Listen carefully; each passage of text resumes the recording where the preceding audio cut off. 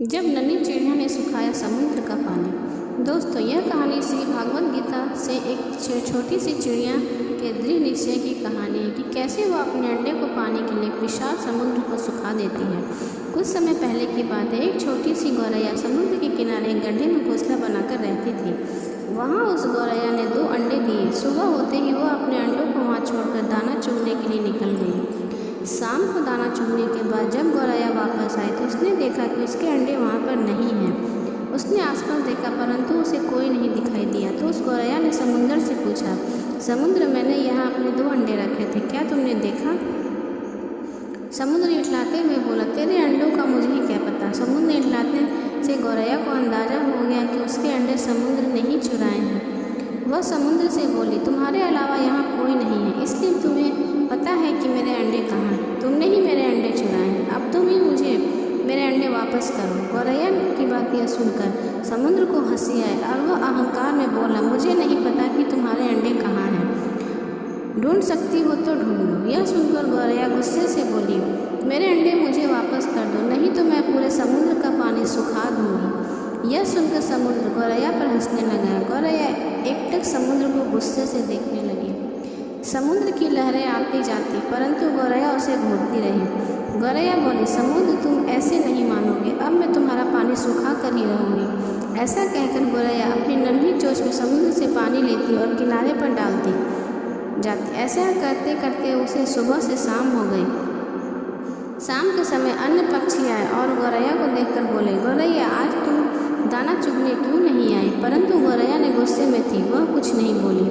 वह अपनी चोंच में समुद्र से पानी लेती और किनारे पर डालती जाती। सभी पक्षियों ने उससे बहुत समझाया कि यह कार्य संभव नहीं है, भला समुद्र का पानी कौन सुखा सकता है। लेकिन गौरैया बोली, मैंने प्रण किया है कि मैं इस समुद्र का पानी सुखा कर रहूँगी, जिससे मेरे अंडे मुझे वापस मिल जाएंगे। ऐसे दृढ़ निश्चय के साथ वह गौरैया अपने कार्य में लगी रही। जब वह थक जाती तो थोड़ा रुक जाती और फिर वापस अपने कार्य में लग जाती। यह सिलसिला 3-4 दिन तक चलता रहा और धीरे धीरे गौरैया का स्वास्थ्य गिरता रहा। यह देखकर सभी प्राणी पशु पक्षी हैरान थे। सभी को उसकी चिंता होने लगी। तब सभी पक्षी मिलकर पक्षियों ने राजा गरुण देव के पास पहुँचे और उनसे बोले, महाराज, यह नन्ही सी गौरैया अपनी जिद पर अड़ी है। यह विशाल समुद्र का पानी सुखाने का प्रयास कर रही है। यह सुनकर गरुड़ देव समुद्र तट पर गौरैया के पास पहुँचे और बोले, गौरैया, क्या हम तुम्हारी कुछ मदद कर दें? हमारी चोंच कुछ बड़ी है।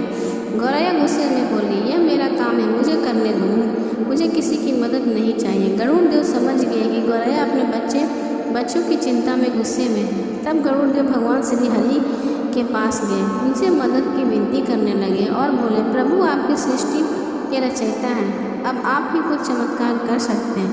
यह नन्ही गौरैया अपने जिद में आकर समुद्र का पानी सुखाने की ठान बैठी है, जो कि संभव नहीं है। भगवान विष्णु ने देखा कि गौरैया निरंतर अपने कार्य में लगी है। उसके दृढ़ निश्चय को देखकर वह प्रसन्न होकर भगवान श्री हरि विष्णु ने समुद्र देव से पीछे हटकर गौरैया को उसके अंडे वापस लौटाने को कहा। भगवान विष्णु की आज्ञा के अनुसार समुद्र पीछे हटा और गौरैया ने अपने अंडे निकाल लिए और वह इठलाते हुए बोली, देखा, मैंने कर दिखाया। दोस्तों, इस कहानी से हमें यह शिक्षा मिलती है कि कोई भी कार्य छोटा या बड़ा नहीं होता। अगर हमें खुद पर भरोसा हो और हम दृढ़ निश्चय कर लें तो असंभव काम भी ईश्वर की मदद से पूर्ण हो जाता है। फ्रेंड्स, अगर आपको यह कहानी अच्छी लगी हो तो हमें कमेंट करके ज़रूर बताएं। अब कहानी को एक लाइक, चैनल को सब्सक्राइब करना ना भूलें।